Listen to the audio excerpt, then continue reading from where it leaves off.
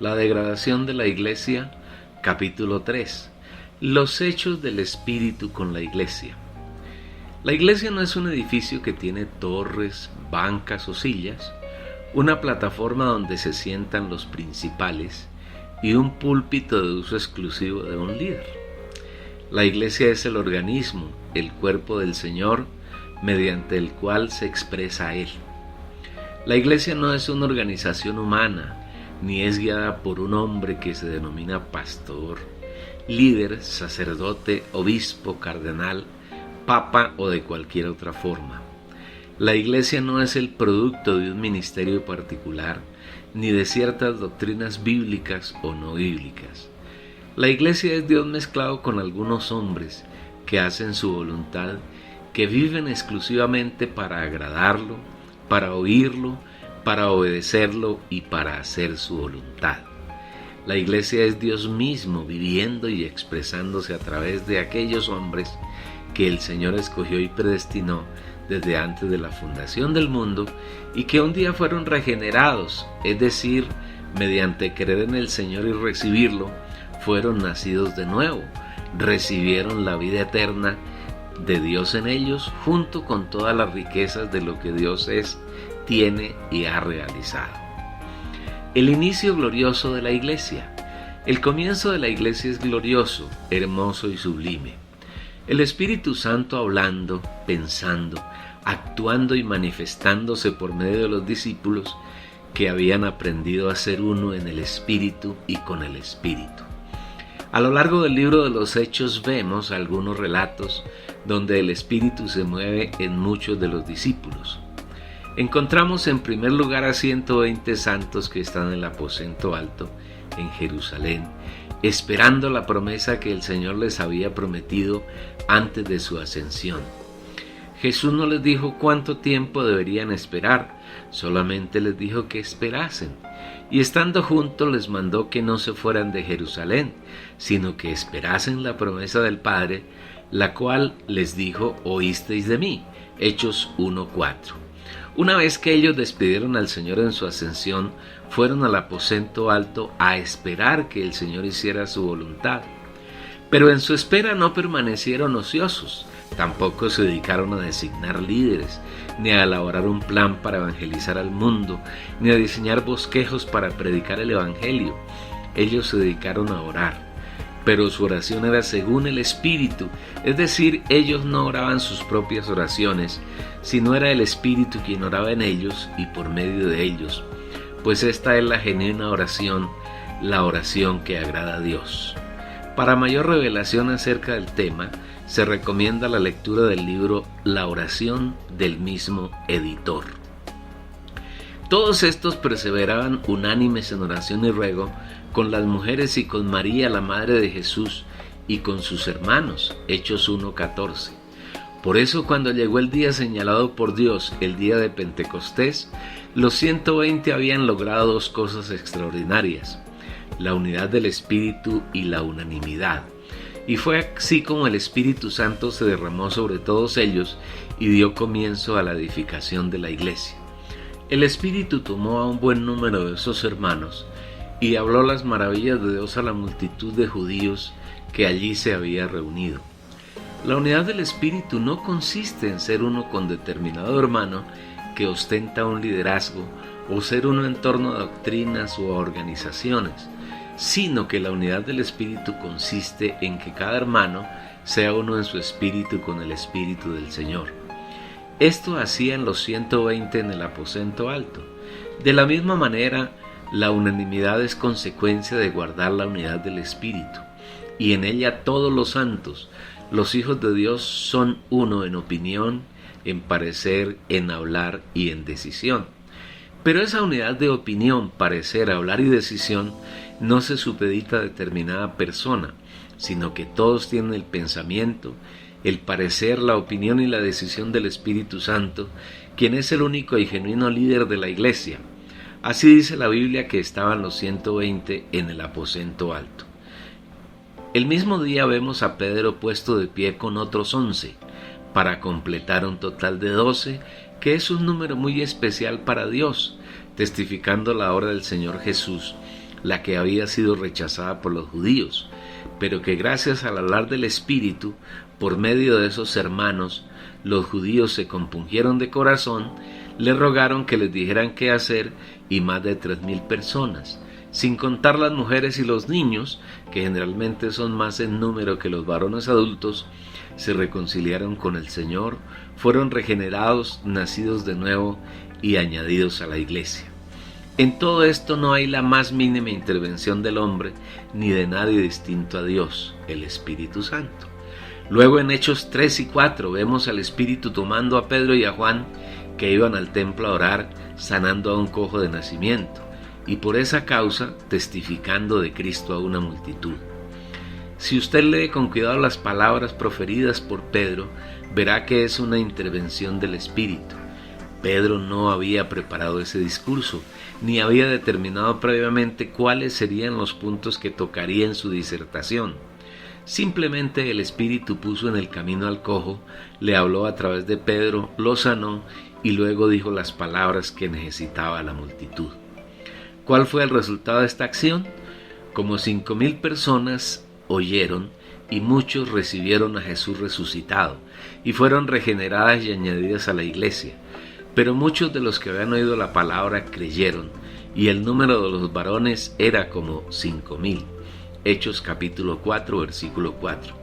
Cuando Pedro y Juan fueron apresados por haber sanado al cojo, y al día siguiente llevados ante los gobernadores, los ancianos, los escribas y el sumo sacerdote, Pedro, lleno del Espíritu Santo, Hechos 4:8, testificó ante ellos diciendo que Jesús, a quien ellos habían crucificado, había resucitado entre los muertos y había sanado al cojo. Igualmente les mostró que el Señor Jesús era la piedra que ellos habían rechazado, pero para Dios es la cabeza del ángulo de su edificación y que solamente en Él hay salvación. Vean la palabra de un hermano que aprecia, ama y honra al Señor. Si Pedro hubiese sido uno de los líderes insaciables del cristianismo contemporáneo, hubiera tomado para sí la honra de la sanidad del cojo, pero Pedro sabía bien que él simplemente había sido un canal por medio del cual el Señor ejecutó la sanidad y le dio toda la honra al Señor. Observe bien la frase, Pedro lleno del Espíritu Santo. Esa llenura hacía que no fuera Pedro quien se expresara, sino que fuera el Espíritu Santo quien, usando a Pedro, diera testimonio de las obras de Dios. Aquí se cumplió lo que el Señor había prometido a los discípulos en Marcos 13:11. Pero cuando os trajeren para entregaros, no os preocupéis por lo que habéis de decir, ni lo penséis, sino lo que os fuere dado en aquella hora, eso hablad, porque no sois vosotros los que habláis, sino el Espíritu Santo. ¿Qué tal esta manera de predicar el Evangelio? Es la manera que a Dios le agrada. Cuando hay un hablar genuino de Dios, este es instantáneo, es decir, no hace falta preparar de antemano qué se va a decir y cómo hacerlo. Un hermano que predique el Evangelio debe simplemente estar lleno de la palabra en su depósito. La palabra es el Espíritu. Y cuando el Espíritu Santo necesita hablar algo, Él tomará de ese depósito las palabras apropiadas. Aun cuando estos gobernantes y personajes principales de la religión judía amenazaron a los hermanos, estos fueron impelidos por el Espíritu Santo a no callar ante las amenazas, sino a hacer que prevaleciera el testimonio de Dios. Mas Pedro y Juan respondieron diciéndoles, juzgad si es justo delante de Dios obedecer a vosotros antes que a Dios, porque no podemos dejar de decir lo que hemos visto y oído. Hechos capítulo 4, versículos 19 al 20. Cuando fueron puestos en libertad, se reunieron con los demás hermanos, y de esa reunión salió un clamor del Espíritu, una oración donde los santos no pedían nada para ellos, ni le pidieron al Señor que destruyera a los judíos, sino que les diera de nuevo de su palabra para anunciarla diligentemente. Y ahora, Señor, mira sus amenazas, y concede a tus siervos que con todo de nuevo hablen tu palabra, mientras extiendes tu mano para que se hagan sanidades y señales y prodigios mediante el nombre de tu santo Hijo Jesús. Cuando hubieron orado, el lugar en que estaban congregados tembló. Y todos fueron llenos del Espíritu Santo y hablaban con denuedo la palabra de Dios. Hechos capítulo 4 versículos 29 al 31. Cuando hay un grupo de hijos de Dios que andan y viven conforme al Espíritu, todas las necesidades de los santos son suplidas, inclusive las necesidades materiales, porque no hay apego a las riquezas, sino un total desprendimiento de ellas, para que todos tengan lo necesario, de acuerdo con lo relatado en los últimos 6 versículos del capítulo 4 de Hechos. Cuando llegamos al capítulo 5 de Hechos de los Apóstoles, encontramos una severa disciplina del Espíritu Santo sobre una pareja que pretendió engañarlo mintiendo. Los religiosos piensan que todo esto se dio por el poder y la autoridad que Dios había puesto en Pedro, porque lo había colocado como cabeza de la iglesia. Pero debemos recordar que la cabeza de la iglesia es el Señor Jesús, y en este caso Él obró usando a Pedro. Los hermanos fueron perseguidos por los jefes de la religión judía y no tuvieron reparos en echar a Pedro y a Juan a la cárcel. De allí los sacó el Espíritu. Cuando fueron llevados nuevamente ante el Sanedrín, una vez más el Espíritu tomó a Pedro y habló las palabras más apropiadas para dar un testimonio vivo, eficaz y verdadero de la obra redentora de Dios mediante su Hijo. Y aunque los religiosos azotaron e intimaron a los discípulos, ellos no dejaron de predicar al Señor. He aquí yo os envío como a ovejas en medio de lobos. Sed pues prudentes como serpientes y sencillos como palomas. Y guardaos de los hombres, porque os entregarán a los concilios, y en sus sinagogas os azotarán, y aun ante gobernadores y reyes seréis llevados por causa de mí, para testimonio a ellos y a los gentiles. Mas cuando os entreguen, no os preocupéis por cómo o qué hablaréis, porque en aquella hora os será dado lo que habéis de hablar, porque no sois vosotros los que habláis, sino el Espíritu de vuestro Padre que habla en vosotros. Mateo 10, versículos 16 al 20. El Espíritu no tiene temor de nada, y quienes andan en él exponen su persona y su obra sin miedo. Observe que es el Espíritu de nuestro Padre quien habla por nosotros.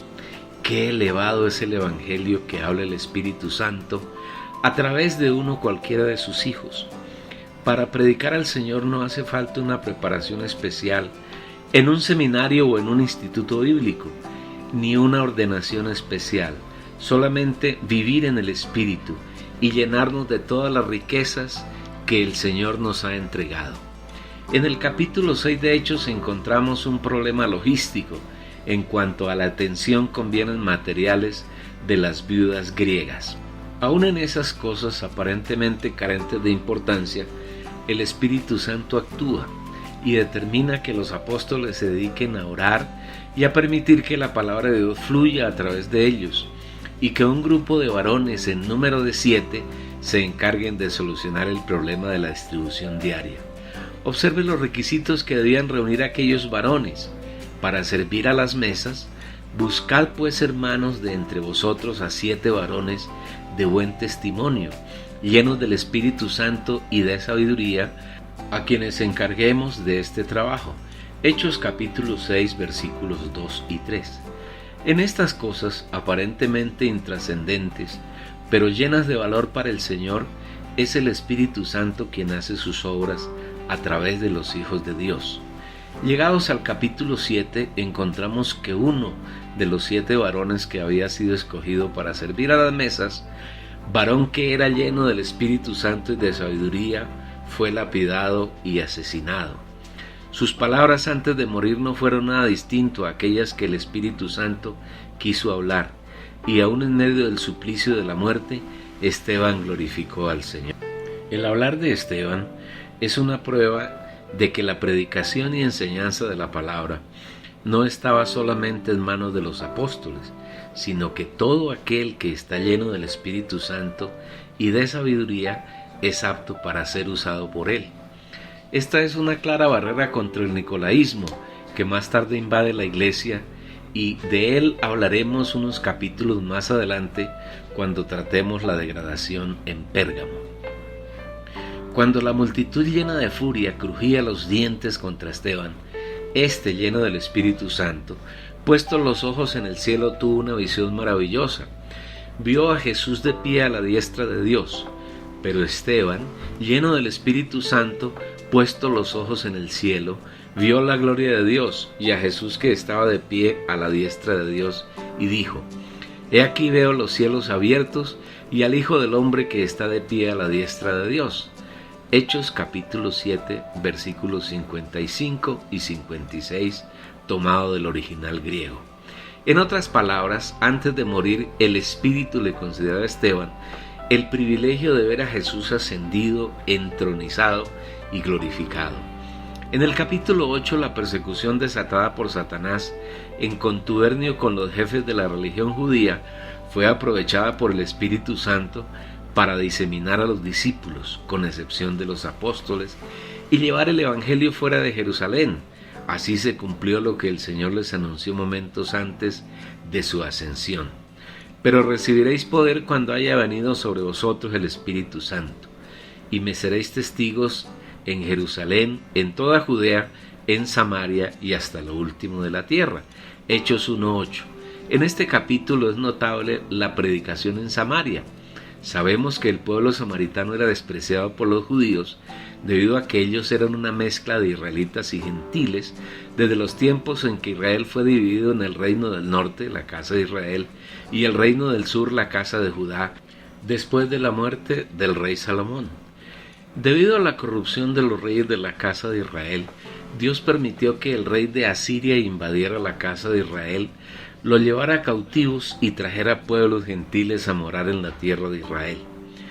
De ahí surgió una mezcla de razas que los judíos despreciaban y no reconocían como israelitas. Estos eran los samaritanos. Sin embargo, al Espíritu Santo no le importó esa condición y envió allí a uno de los 7 que antes había sido designado para atender las mesas en Jerusalén.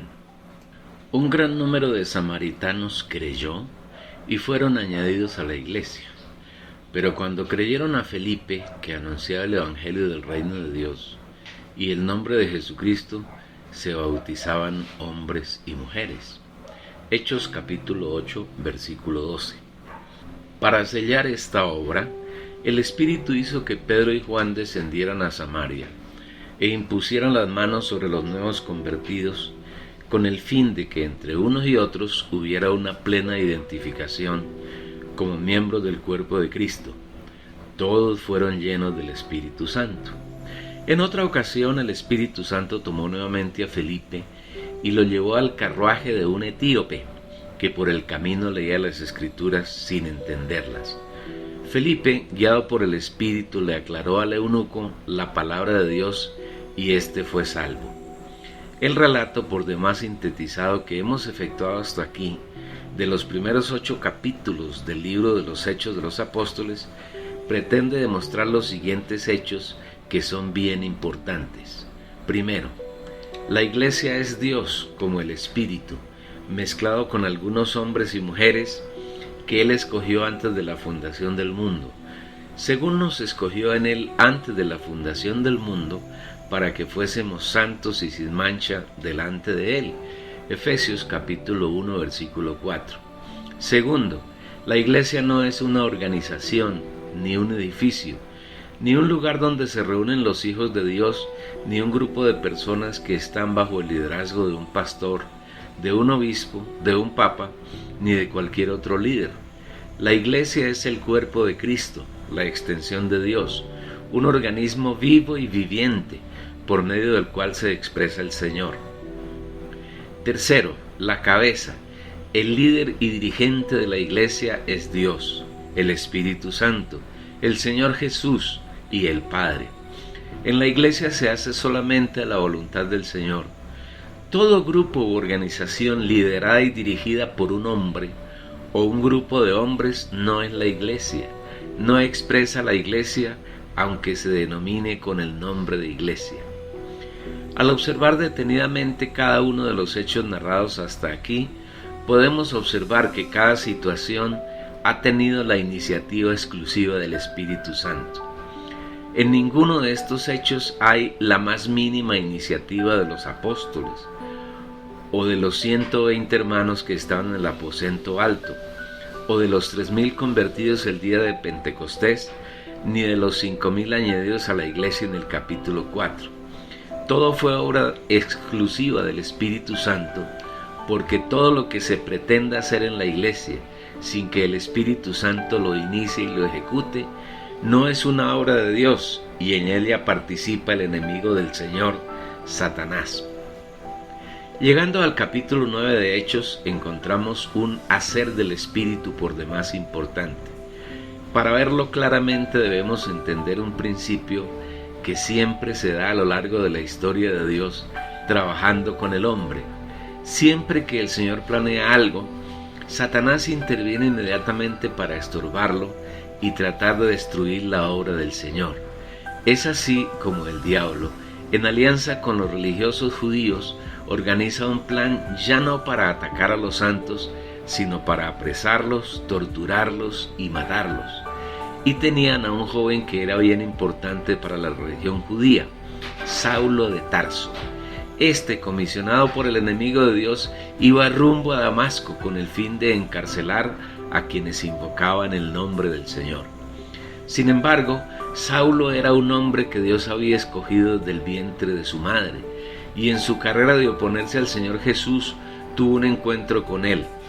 Fue lleno del Espíritu Santo y desde ahí hasta su partida fue usado para realizar la obra que el Señor había determinado. Porque somos hechura suya, creados en Cristo Jesús para buenas obras, las cuales Dios preparó de antemano para que anduviésemos en ellas. Efesios capítulo 2, versículo 10. Cuando el Señor lo encuentra, no le muestra un plan determinado, sino que le dice que vaya a Damasco, y allí le diría lo que tenía que hacer. Depender del Espíritu implica no tener planes ni hacer cosas, sino esperar su guía, permitir que Él sea quien determine qué hacer, qué decir y a dónde ir.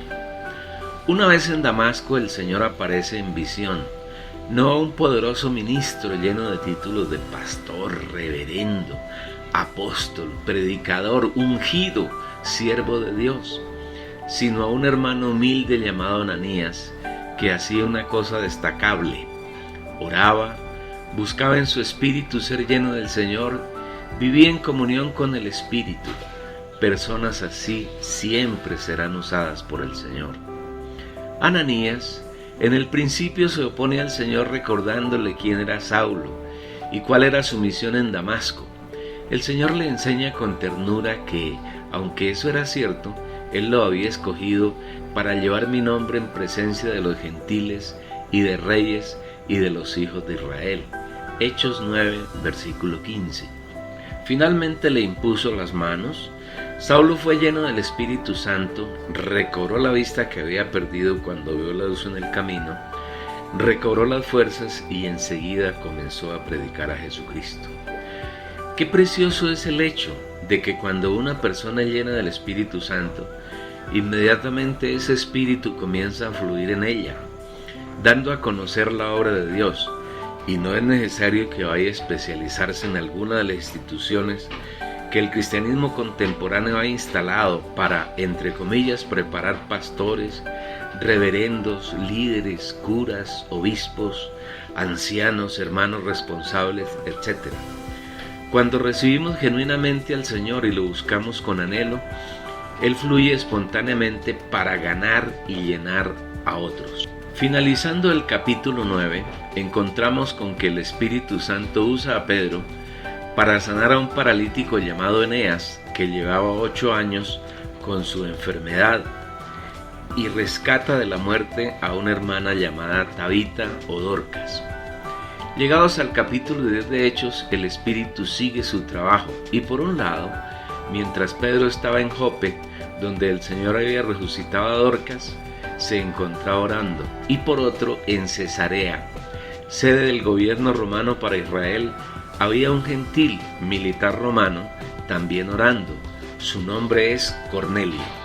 El Señor entonces actúa en ambos, y mientras a uno le da una visión acerca de que Dios ya no consideraba inmundo a ningún hombre, porque él había pasado por todo el proceso de redención, y este plan era tanto para judíos como para gentiles.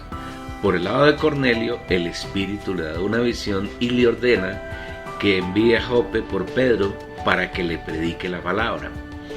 Pedro obedece a la visión y por medio de su unión con el Espíritu predica la palabra a los gentiles, y estos entran a ser parte del mismo cuerpo.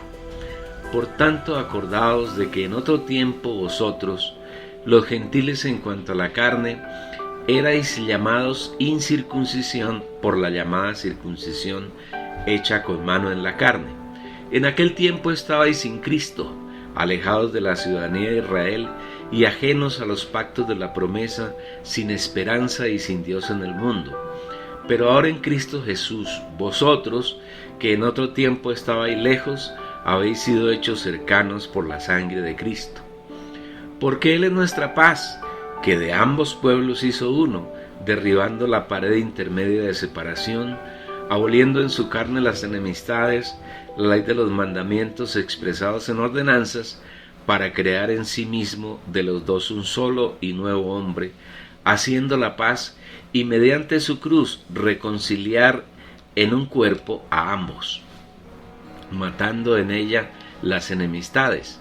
Efesios 2, versículos 11 al 16. Aquí debemos notar que el sello que une a los santos, tanto judíos como gentiles, es la venida del Espíritu Santo a morar en su espíritu y a expresarse a través de ellos. La Iglesia no es nada distinto a la unión del Espíritu Santo, quien es Dios, con los hombres y mujeres que Él, en su soberanía, ha escogido para morar y expresarse en ellos. En otras palabras, cuando un hijo de Dios predica el Evangelio, lo hace desde su espíritu e inocula al Cristo viviente en el espíritu de quienes lo oyen. Cuando esto es así, como señal de confirmación, el Espíritu Santo viene sobre esas personas y las confirma como hijos de Dios, nacidas de nuevo y regeneradas. Mientras aún hablaba Pedro estas palabras, el Espíritu Santo cayó sobre todos los que oían el discurso, y los fieles de la circuncisión que habían venido con Pedro se quedaron atónitos de que también sobre los gentiles se derramara el don del Espíritu Santo. Hechos 10, versículos 44 al 45. Inmediatamente, estos nuevos hermanos fueron bautizados en agua como una confirmación visible de la realidad que el Espíritu Santo había hecho en el interior y exterior de ellos. El Espíritu no solamente se limita a trabajar con los judíos, sino que también hace un trabajo de redención con los gentiles. Y después de la muerte de Esteban, gracias a la persecución que se levanta contra los hermanos en Jerusalén, ellos son esparcidos y van especialmente por ciudades y regiones gentiles anunciando al Señor Jesús. En una ciudad llamada Antioquía, enclavada en la región de Siria, el Señor llama a muchos griegos para introducirlos en su cuerpo, y el Espíritu desde esa ciudad inicia un trabajo prolijo para ganar a los gentiles. Pero había entre ellos unos varones de Chipre y de Cirene, los cuales cuando entraron a Antioquía hablaron también a los griegos, anunciando el Evangelio del Señor Jesús, y la mano del Señor estaba con ellos, y gran número creyó y se convirtió al Señor. Hechos 11, 20 y 21.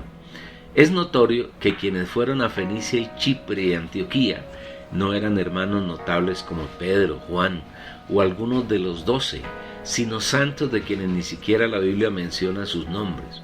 Cuando esta noticia llegó a Jerusalén, el Espíritu hizo que los hermanos enviaran a Bernabé como una señal del deseo que había en los hermanos de conservar la unidad en el Espíritu y la unanimidad. Este Bernabé tampoco se encontraba entre los, entre comillas, principales. He aquí una clara demostración de que el Espíritu no trabaja solamente con quienes los religiosos llaman principales, sino que Él hace su trabajo mediante un cuerpo con muchos miembros y utiliza a quien quiere y en la forma como Él lo desea. La Iglesia es el cuerpo de Cristo con muchos miembros, miembros que deben funcionar todos de acuerdo con la medida de la gracia que Dios repartió a cada uno, porque de la manera que en un cuerpo tenemos muchos miembros, pero no todos los miembros tienen la misma función. Así nosotros, siendo muchos, somos un cuerpo en Cristo, y todos miembros los unos de los otros, de manera que tenemos diferentes dones según la gracia que nos es dada. Romanos 12, versículos 4 al 6. Llegados al capítulo 12 encontramos la persecución a Pedro y la muerte de Santiago, el hermano de Juan. Aún en esto el Espíritu Santo interviene, liberando a Pedro y escondiéndolo para que el persecutor no pueda encontrarlo. Igualmente encontramos la intervención del Espíritu Santo quitando del camino al rey perverso que persigue a los santos. Herodes fue muerto en circunstancias por demás extraordinarias cuando era aclamado por los judíos como Dios. Cuando arribamos al capítulo 13 encontramos una especie de segundo Pentecostés, en un grupo de 5 hermanos constituidos por el Señor como profetas y maestros. Ellos estaban dedicados a ministrar, servir al Señor mediante oración y ayuno, pero no un ayuno religioso, sino un ayuno en el Señor. Mayor revelación sobre el ayuno puede ser encontrada en los capítulos 8 y 9 del libro La Oración del mismo editor. En esta actitud de búsqueda el Espíritu tiene plena libertad y acción, y por eso dice: apartadme a Bernabé y a Saulo para la obra que los he llamado. Hechos 13, versículo 2. Observe la genuina obra del Espíritu, donde no puede intervenir la mano del hombre. Aquí hay 5 hermanos totalmente en el Espíritu sirviendo al Señor en unanimidad, y el Espíritu designa a 2 de ellos para hacer su obra. Estos santos no fueron designados por la voluntad de los hermanos de la iglesia en Antioquía, ni siquiera por los 5 santos profetas y maestros, sino por la soberana y única decisión del Espíritu. No hubo ni un instituto bíblico que los preparara y los guardara como pastores o predicadores, ni un seminario mayor que los constituyera como sacerdotes, obispos, arzobispos, cardenales o papas. Cuando hay esta clase de designaciones, no es el Espíritu Santo quien las hace, sino el diablo, guiando a los mismos hijos de Dios a oponerse al plan del Señor. Desde el momento que fueron llamados estos 2 hermanos, también con Marcos y otros santos, podemos ver que en todo su mover es el Espíritu Santo quien toma la iniciativa. Veamos.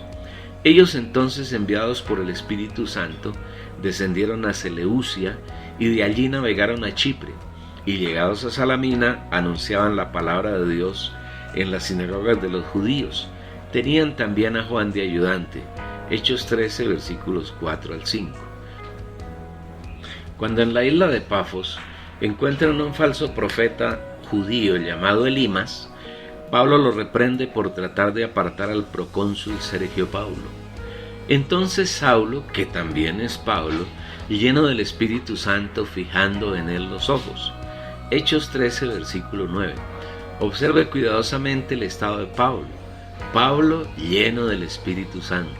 Una vez más la palabra nos confirma el principio de la encarnación. Aunque son seres humanos los que anuncian y hacen todas estas cosas, estos hermanos están llenos del Espíritu Santo. Luego es Él quien hace la obra y no los hombres. Esta es la genuina iglesia, la iglesia que el Señor estableció y la iglesia en la que desea que vivamos. Después Pablo y Bernabé llegaron a una ciudad que se llamaba Antioquía de Pisidia, distinta de Antioquía de Siria, y entraron en la sinagoga de los judíos y les hablaron la palabra de Dios. En esta ocasión podemos ver el trazo de la palabra por el Espíritu Santo. Las palabras habladas por Pablo no son palabras emanadas de la sabiduría humana, sino que son el trazo perfecto que el Espíritu Santo hace de su palabra. Y ni mi palabra ni mi predicación fue con palabras persuasivas de humana sabiduría, sino con demostración del Espíritu y de poder, para que vuestra fe no esté fundada en la sabiduría de los hombres, sino en el poder de Dios. Primera a los Corintios, capítulo 2, versículos 4 y 5. Cuando el Espíritu toma a algún o algunos hermanos y habla la palabra, hay 2 posibilidades. Que la palabra sea rechazada contundentemente, como ocurrió con los judíos, que llenos de celos rebatieron, contradijeron y blasfemaron, o que la palabra sea aceptada, recibida, y las personas crean en el Señor y sean regeneradas, como ocurrió con los gentiles.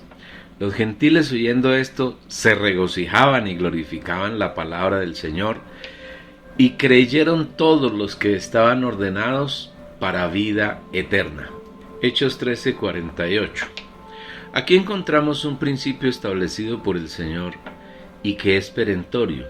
Ninguno que no haya sido escogido por el Señor antes de la fundación del mundo puede ser salvo, según nos escogió en Él antes de la fundación del mundo. Efesios 1:4. ¿Y cómo sabemos cuando una persona ha sido escogida por el Señor? Por la actitud que ella tiene frente a la palabra, que por nuestro medio anuncia el Espíritu Santo, porque ellos mismos cuentan de nosotros la manera en que nos recibisteis y cómo os convertisteis de los ídolos a Dios para servir al Dios vivo y verdadero, y esperar de los cielos a su Hijo, al cual resucitó de los muertos, a Jesús, quien nos libra de la ira venidera. Nosotros somos de Dios. El que conoce a Dios nos oye a nosotros, el que no es de Dios no nos oye. En esto conocemos el espíritu de la verdad y el espíritu del error. Todo aquel que es de la verdad oye mi voz. Primera Tesalonicenses 1, versículos 9 al 10. Primera de Juan 4, versículo 6 y Juan capítulo 18, versículo 37. Una persona escogida por Dios tiene una reacción inmediata a la palabra que le es anunciada por el Espíritu Santo mediante un Hijo de Dios. Recibe al Señor, se dedica a servirlo y se prepara para esperar la segunda venida del Señor Jesús. Por esta razón, cuando predicamos el Evangelio, debemos ser cuidadosos de estar en el Espíritu, para que de esa manera podamos tocar el espíritu de las personas a quienes predicamos. Y en segundo lugar, estar bien constituidos con la palabra, para que el Espíritu Santo pueda tomar de nuestro depósito y hablar a las personas las palabras por él determinadas y que ellos necesitan. Guarda el buen depósito por el Espíritu Santo que mora en nosotros. Segunda Timoteo capítulo 1 versículo 14. Es hermoso el remate del capítulo 13, cuando el Espíritu anuncia que a pesar de la oposición y la persecución, los discípulos estaban llenos de gozo y del Espíritu Santo. Hechos 13:52. Así arribamos al capítulo 14 del libro de los Hechos, y encontramos a los hermanos enviados por el Espíritu Santo hablando en la sinagoga de los judíos de una ciudad llamada Iconio, donde creyó una gran multitud de judíos y de griegos, judíos y gentiles haciendo parte del mismo cuerpo y viviendo en el nuevo hombre, porque Él es nuestra paz, que de ambos pueblos hizo uno, derribando la pared intermedia de separación para crear en sí mismo de los dos un solo y nuevo hombre, haciendo la paz, y mediante la cruz reconciliar con Dios a ambos en un solo cuerpo, matando en ella las enemistades. Efesios 2, 14 al 16. Debido a que quienes habían creído era una multitud, Bernabé y Pablo se detuvieron allí mucho tiempo, y el Espíritu Santo por medio de ellos hizo señales y prodigios. Por tanto, se detuvieron allí mucho tiempo, hablando con denuedo, confiando en el Señor, el cual daba testimonio a la palabra de su gracia, concediendo que se hiciesen por las manos de ellos señales y prodigios. Hechos 14, versículo 3. A pesar de que cuando hubieron llegado a Listra, Pablo fue apedreado, su ánimo no se cansó ni él desmayó, porque era un hijo de Dios saturado con el Espíritu Santo, y por esa razón tuvo la valentía de, en lugar de quejarse y lamentarse, ir junto con Bernabé por las ciudades de Listra, donde lo habían apedreado, Iconio y Antioquía, a confirmar los ánimos de los hermanos y a decirles que por medio de muchas tribulaciones se obtiene entrada al reino de Dios. Nótese que Pablo y Bernabé no encomendaron a los hermanos a su ministerio, ni a su organización cristiana, ni a determinadas doctrinas, sino a la gracia del Señor, que está conformada por todo lo que hemos descrito en los capítulos 1 y 2 de este libro. Tengamos presente que la cabeza de la iglesia es el Señor Jesús y que Él como el Espíritu es todo suficiente y poderoso para guiarla y cuidarla. Por eso los hermanos no tenían ninguna preocupación, porque sabían que el Señor es capaz de cuidar su cuerpo. Pasadas estas cosas fueron a 4 ciudades más y finalmente regresaron a Antioquía de Siria, desde donde el Espíritu los había enviado. Una vez llegados allí se reunieron con la iglesia para contarles todas las cosas que Dios había hecho y cómo había abierto la puerta del reino a los gentiles, y se quedaron con los hermanos mucho tiempo. Los apóstoles enviados por el Señor no tenían ningún programa específico, no habían diseñado un determinado plan para predicar el Evangelio ni para constituir su iglesia y ponerle un nombre determinado para distinguirla de las demás, entre comillas, iglesias. Con corazón sencillo salieron enviados por el Espíritu Santo y siempre guiados y dirigidos por Él, hablaron las palabras que Él habló, hicieron las obras y prodigios que Él hizo, y cuando el Espíritu así lo determinó, volvieron al punto de partida, Antioquía de Siria. Cuando llegamos al capítulo 5, en el que hay una reunión en Jerusalén, con la intención de aclarar el asunto de Jesús y la ley de Moisés, especialmente en lo que tiene que ver con la circuncisión, encontramos a Pedro, a Bernabé y a Pablo hablando por medio del Espíritu Santo, y se ve en ellos unanimidad para determinar qué debían hacer los gentiles que habían creído. Una vez solucionado el impasse producido por algunos judaizantes, Pablo y Bernabé permanecieron en Antioquía enseñando la palabra a los hermanos, por cuanto eran profetas y maestros. Vemos en ellos el reposo y la total obediencia al Espíritu al permanecer allí sin afanarse por hacer nada distinto al ordenado por el Señor. En el capítulo 16 de Hechos encontramos varios momentos en que el Espíritu Santo decide qué hacer y el camino por el cual andar. La primera está en el versículo 6, y atravesando Frigia y la provincia de Galacia, les fue prohibido por el Espíritu Santo hablar la palabra en Asia. En este caso, Pablo y Silas obedecían y eran guiados totalmente por el Espíritu Santo. Inmediatamente intentaron ir a Bitinia, y una vez más el Espíritu Santo muestra su desacuerdo. Ellos no fueron a ese lugar, y cuando llegaron a Misia intentaron ir a Bitinia, pero el Espíritu no se lo permitió. Versículo 7.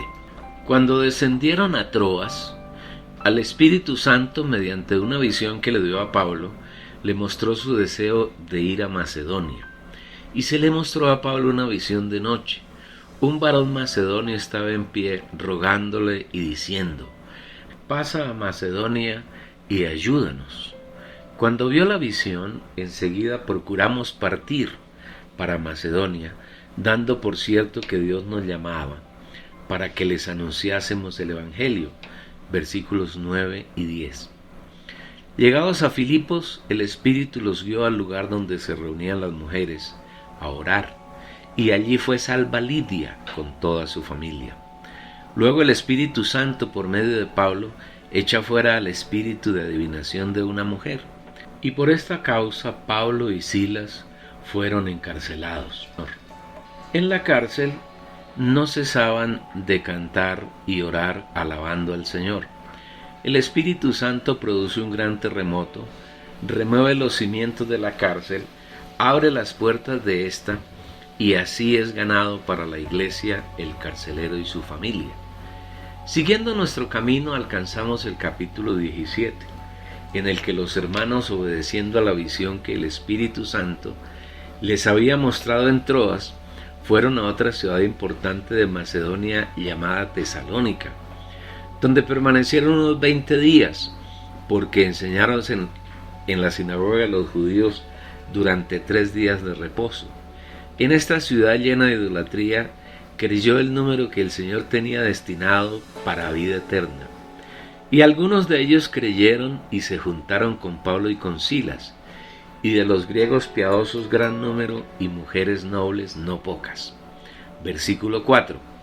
Luego el Espíritu los guió para ir a Berea, donde los oyentes usaron la unción y, dada su nobleza, confrontaban el hablar de Pablo y Silas con las Escrituras. En esta ciudad también el Señor ganó un buen número de creyentes, y estos eran más nobles que los que estaban en Tesalónica, pues recibieron la palabra con toda solicitud, escudriñando cada día las Escrituras para ver si estas cosas eran así. Así que creyeron muchos de ellos, y mujeres griegas de distinción, y no pocos hombres. Hechos capítulo 17, versículos 11 y 12. Luego Pablo fue guiado al centro intelectual y filosófico del mundo de la época, Atenas. Esa ciudad estaba entregada a la idolatría y a la filosofía, dos de los grandes pilares usados por Satanás para estorbar la obra del Señor. También el Espíritu Santo tiene interés en algunas personas allí y conduce a Pablo al Areópago, donde se reunía lo más granado de la filosofía griega, y en su hablar manifiesta un gran número de aspectos de la verdad que merece la pena leerlos. El Dios que hizo el mundo y todas las cosas que en él hay, siendo Señor del cielo y de la tierra, no habita en templos hechos por manos humanas, ni es honrado por manos de hombres como si necesitase de algo. Pues Él es quien da a todos vida y aliento y todas las cosas.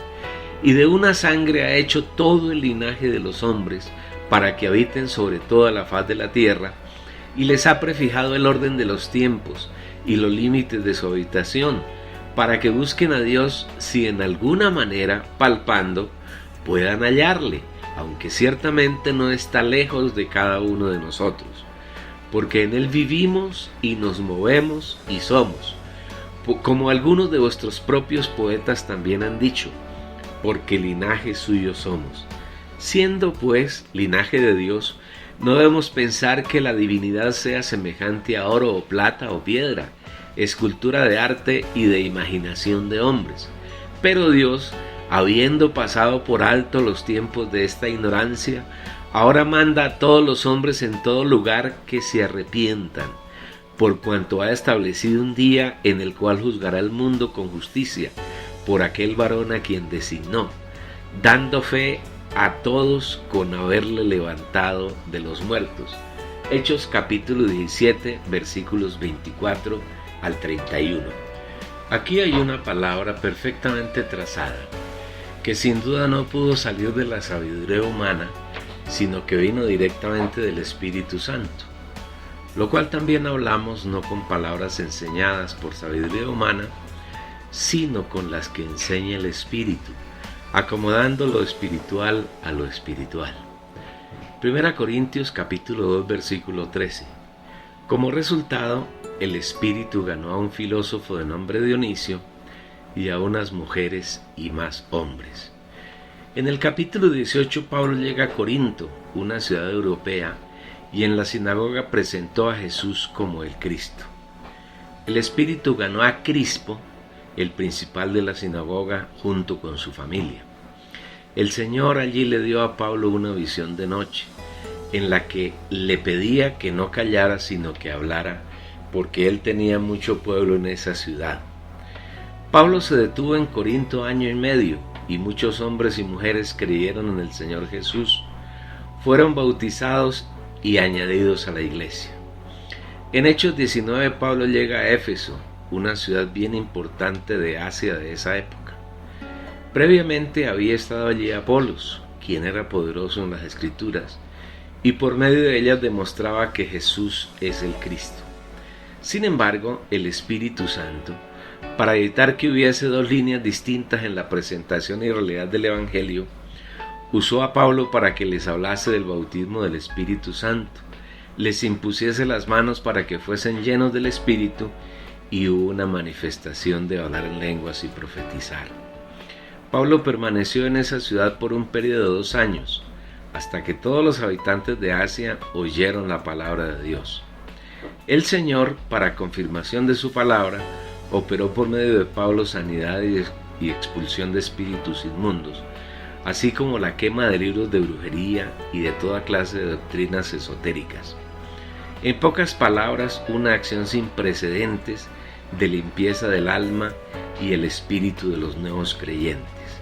Llegados al capítulo 20, encontramos a Pablo saliendo de Éfeso para ir a Macedonia, a Grecia y a Troas, acompañado por 7 hermanos de distintas regiones y ciudades, además de Lucas, el escritor del libro de Hechos. Cuando pasó por Troas, la Biblia registra un hecho por demás notorio, en el que Eutico cayó de la planta alta de la casa donde Pablo anunciaba la palabra y murió. El Señor usó a Pablo y lo regresó a la vida. En el resto del capítulo llega a Mileto, donde se reúne con los hermanos, e hizo que viniesen los ancianos de Éfeso. Las palabras pronunciadas por Pablo estando en esa ciudad son de crucial importancia para que los hijos de Dios tengamos un vivir agradable al Señor, y por eso vamos a considerarlas con alguna profundidad. El primer punto que trata Pablo bajo la guía del Espíritu Santo es la forma como él se ha comportado entre los efesios y en general entre todos los hermanos con quienes ha tenido comunión en el Espíritu. Vosotros sabéis cómo me he comportado entre vosotros todo el tiempo, desde el primer día que entré en Asia, sirviendo al Señor, con toda humildad y con muchas lágrimas y pruebas que me han venido por las acechanzas de los judíos, y como nada que fuese útil he rehuido anunciaros y enseñaros públicamente y por las casas, testificando a judíos y a gentiles acerca del arrepentimiento para con Dios y de la fe en nuestro Señor Jesucristo. Hechos 20, versículos 18 a 21. Pablo no anunciaba a nada ni a nadie distinto al Señor Jesús, su persona y su obra de redención. No tuvo la preocupación de tener un local de reunión, sino que se dedicó simplemente a anunciar a Jesús por las casas y públicamente, y a enseñar todo aquello que fuese útil para la edificación de los santos.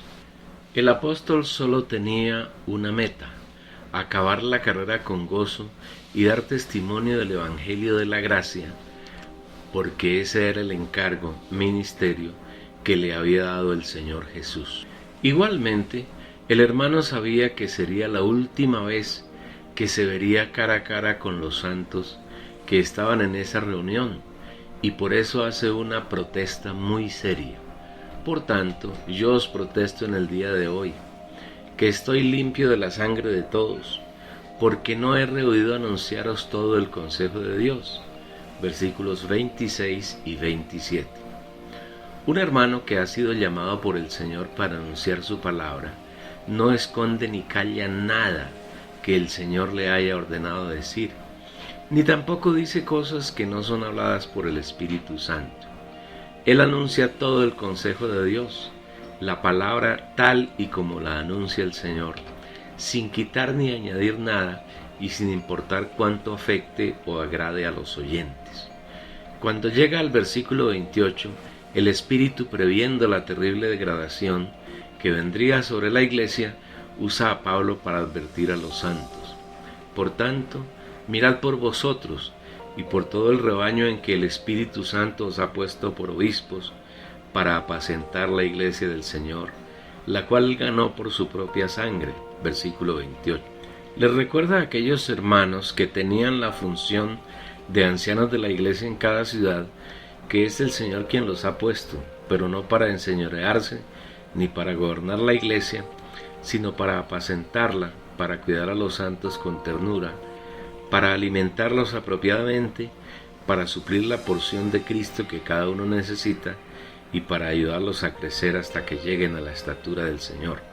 Como es obvio, para alimentar a otros, quien alimenta debe estar lleno del Señor, debe tener revelación, luz y experiencia en la persona del Señor, en su palabra y en su plan, porque de no ser así, la alimentación y la nutrición que se suministra a otros se convertirá en muerte.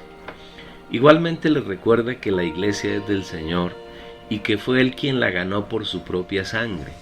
Esto quiere decir que ningún hermano puede enseñorearse de la iglesia, pastorearla, dirigirla o edificarla, porque esa es una función que el Señor se reservó para sí, aunque Él lo hace mezclándose con aquellos hombres y mujeres que han sido regenerados y que cada día buscan ser uno con Él y agradarlo. Y yo también te digo que tú eres Pedro, y sobre esta roca edificaré mi iglesia, y las puertas del Hades no prevalecerán contra ella. Mateo 19, versículo 18. En el versículo 29 el Espíritu advierte a los hermanos y a nosotros lo que ocurriría después de la partida de Pablo. Porque yo sé que después de mi partida entrarán en medio de vosotros lobos rapaces que no perdonarán al rebaño. Si en la iglesia no hay hermanos que velen, que busquen revelación en su espíritu, que anhelen ver el deseo y el plan del Señor, vendrán ministros de Satanás, lobos vestidos de ovejas, y no perdonarán al rebaño, sino que lo destruirán. Eso es exactamente lo que ocurre en el cristianismo contemporáneo. De este tema hablaremos abundantemente en capítulos posteriores de este libro. Igualmente, el Espíritu advierte a través de Pablo que además de los lobos rapaces que vienen de afuera y los que se identifican con alguna facilidad, de entre los mismos hermanos se levantarán hombres que hablen cosas perversas con el propósito de arrastrar tras ellos a los hermanos. Y de vosotros mismos se levantarán hombres que hablen cosas perversas para arrastrar tras sí a los discípulos. Versículo 30. Si usted, amable lector, observa el cristianismo contemporáneo, verá que éste está conformado por miles de pequeños rediles que siguen a un pastor, líder o reverendo, pero no al Señor, porque ni los líderes saben seguirlo y mucho menos enseñar a quienes lo siguen a ellos. Por todo esto que Pablo intuía por el Espíritu, lo que vendría cuando él ya no estuviera entre los hermanos, les recomendó que velaran, que recordaran todo lo que el Espíritu les había enseñado por su intermedio, por un periodo de 3 años. En ese tiempo Pablo se dedicó a amonestar a cada hermano, amonestación que fue caracterizada por la humildad del apóstol, porque nunca la hizo enseñoreándose de los hermanos, sino con lágrimas, con temor y temblor. Por tanto, velad, acordándoos que por 3 años de noche y de día no he cesado de amonestar con lágrimas a cada uno. Versículo 31. Cuando llega al versículo 32, el Espíritu nos muestra un tema al que debemos poner mucha atención, porque si recibimos revelación en los 4 versículos subsiguientes, entenderemos por un lado, en buena medida, dónde está el origen de la degradación de la iglesia, y por otro lado, cómo debe ser nuestro vivir en la iglesia en cuanto a quién seguir y cómo manejarnos en los asuntos de las finanzas. Leamos los versículos. Y ahora, hermanos, os encomiendo a Dios y a la palabra de su gracia, que tiene poder para sobreedificaros y daros herencia con todos los santificados. Ni plata, ni oro, ni vestido de nadie he codiciado. Antes vosotros sabéis que para lo que me ha sido necesario a mí y a los que están conmigo, estas manos me han servido. En todo os he enseñado que trabajando así se debe ayudar a los necesitados, y recordar las palabras del Señor Jesús que dijo: más bienaventurado es dar que recibir. Versículos 32 al 35. Aquí debemos tener en cuenta las siguientes consideraciones. Primero, Pablo encomendó a los hermanos a Dios y a la palabra de su gracia, que es el único que tiene poder para sobreedificarlos y darles herencia con los santificados. El apóstol no encomendó a los hermanos ni a su ministerio personal, porque no lo tenía. Él estaba en el ministerio del Espíritu, en el cual había sido puesto por el Señor. Doy gracias al que me fortaleció, a Cristo Jesús nuestro Señor, porque me tuvo por fiel poniéndome en el ministerio. 1 Timoteo 1:12. Tampoco encomendó a los hermanos a su organización, porque no tenía ninguna, ni a la iglesia que él pastoreaba, porque la iglesia es una y única, es del Señor y Él es su único pastor. Pablo era un hermano que tenía suficiente revelación acerca de la persona de Dios y la forma como Él desarrolla su plan, y fue muy cuidadoso en cumplirlo tal como el Señor lo había determinado. Pablo, sabiendo que el Señor es el único que tiene la capacidad y poder suficientes para cuidar y edificar a los santos en su cuerpo, a Él encomendó a los hermanos. Segundo, Pablo no tenía codicia por la posesión de bienes materiales y nunca esquiló a las ovejas para su propio beneficio, sino que para suplir sus necesidades y las necesidades de los hermanos que laboraban juntamente con él, trabajó con sus propias manos, con el fin de dar ejemplo a los santos de esa época y también a los santos de la posteridad. Más bien nos enseñó que trabajando de esa manera se debe ayudar a los hermanos que en la iglesia tienen necesidades económicas y recordar lo dicho por el Señor Jesús, que más bienaventurado es dar que recibir. Pablo no usó la piedad como fuente de ganancia. Hombres corruptos de entendimiento y privados de la verdad, que toman la piedad como fuente de ganancia, apártate de los tales. 1 Timoteo capítulo 6 versículo 5. Tampoco falsificó la palabra de Dios como medio para enriquecerse, pues no somos como muchos que medran falsificando la palabra de Dios, sino que con sinceridad, como de parte de Dios y delante de Dios, hablamos en Cristo. Segunda a los Corintios capítulo 2 versículo 17. En el capítulo 21, a pesar de las advertencias que el Espíritu Santo le hizo por medio de algunos hermanos para que no subiese a Jerusalén, él fue a esa ciudad. Tal vez Pablo tenía la esperanza de convencer a Santiago y a los judaizantes del error que cometían al guardar la ley mosaica y obligar a los hermanos a que la guardasen, especialmente en los puntos de la circuncisión y del templo. Pero en lugar de convencer a Santiago sobre el particular, fue convencido por éste para que guardara la parte de la ley en lo que tiene que ver con los votos. Estando en el templo fue apresado, golpeado y sometido a los judíos, quienes movidos por el odio al Señor Jesús querían que Pablo muriese. Aunque estos hechos se dieron porque Pablo no quiso escuchar a los hermanos que, hablando por el Espíritu Santo, le pidieron que no fuese a Jerusalén, no obstante el Señor aprovechó la ocasión para presentar su testimonio ante el pueblo en el capítulo 22, donde les muestra que él, siendo judío, perseguía al Señor Jesús y cómo en el camino de Damasco él lo encontró y lo envió a los gentiles. En el capítulo 23 él llevaba ante el concilio, en el que se encontraba el sumo sacerdote, y frente a ellos testificó acerca de la resurrección del Señor Jesús. Llegados al capítulo 24 encontramos a Pablo preso en Cesarea, dando testimonio ante el gobernador Félix, hablándole acerca de la resurrección, del juicio del Señor, del dominio propio y de todas las cosas que estos hombres necesitaban en caso de que fuesen salvos. Desde aquí hasta el final del libro de Hechos encontramos a un Pablo que, a pesar de su situación de preso, testifica en y por el Espíritu Santo, inclusive cuando fue llevado a Roma, donde estando preso, al parecer fue soltado por un corto periodo, volvió a ser apresado y finalmente muerto. Queremos hacer notar en este capítulo del libro cómo el comienzo de la iglesia en Jerusalén y su expansión por todo el mundo conocido de esa época fue una obra planeada y ejecutada 100% por el Espíritu Santo, sin la intervención de manos humanas, ni de ángeles, ni de Satanás. Si bien es cierto que el Espíritu no trabaja solo, sino que necesita de hombres dispuestos para él, con quienes se mezcla para ejecutar su obra de conformación y edificación de la iglesia, también es cierto que esos hombres, llamados por el Señor, solo hacen su voluntad, oyen la palabra del Señor y la obedecen sin objeciones, sin agregar ni quitar nada, y en todo su vivir y orar, el Señor es completamente glorificado.